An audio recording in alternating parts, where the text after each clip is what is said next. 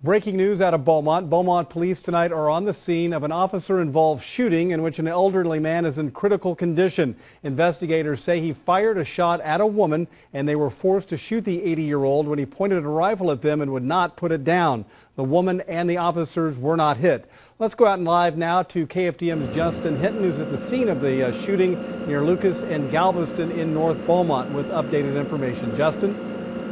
That's right, Greg. We just found out that man is undergoing surgery right now for his injuries. And I can tell you this all started about 7:30 tonight. Officers tell me that they received a call from a woman saying that she had been shot at by her landlord. And once officers got to the scene, that's when that shooting unfolded. I want to bring in Officer Rob Flores right now at this moment. And you said that right now, what are you guys doing out here? Well, right now we're conducting the investigation into exactly what happened. We have our traffic unit out here who's mapping all the evidence. We have our crime scene technicians out here who are actually, checking and searching for more evidence. Right now, it looks like when the officers arrived on scene, they saw a man standing in front of the residence with a rifle. The officers instructed him to put that rifle down. He did not comply, and the officers were forced to fire one shot. That shot did strike the man in the chest.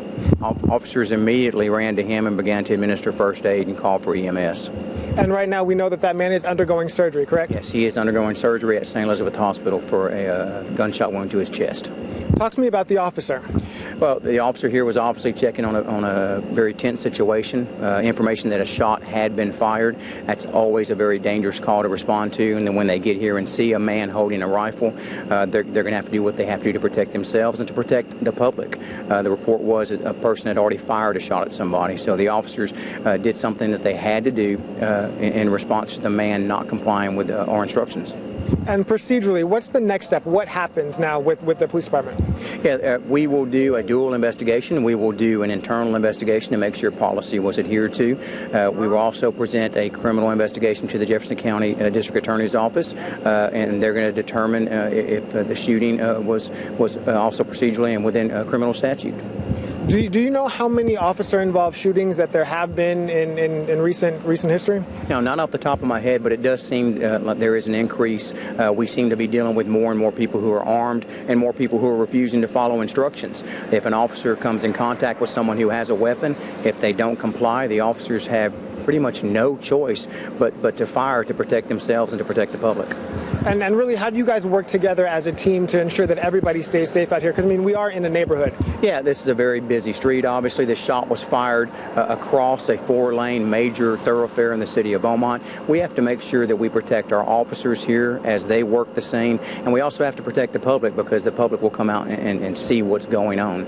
So it's a pretty intensive operation. We'll be here for several hours to make sure that we uncover all the evidence so we can present a very good, thorough, and accurate case to the Jefferson County District Attorney's Office. And from what I understand, you're not releasing the name of that officer at this point in time? No, not at this time. But they are on paid administrative leave? Yeah, and that's standard procedure. Anytime an officer has to discharge a weapon in the line of duty, it's policy to put them on administrative leave. That gives us an opportunity to investigate the incident, and also it gives an officer time to recover. It's never an easy thing to have to make that choice. That's a difficult thing for this officer to have to do. We're trained to do it. It's not something we ever want to do, and when we do have to commit that type of self-defense, then it's something that weighs on you. Yes, thank you, Sergeant Flores. We appreciate it. So again, the latest, that man who did fire that shot is at the hospital right now undergoing surgery, and we will bring you more if we get that for tonight. We are reporting live in Beaumont tonight. I'm Justin Hinton, KFDM 6 News.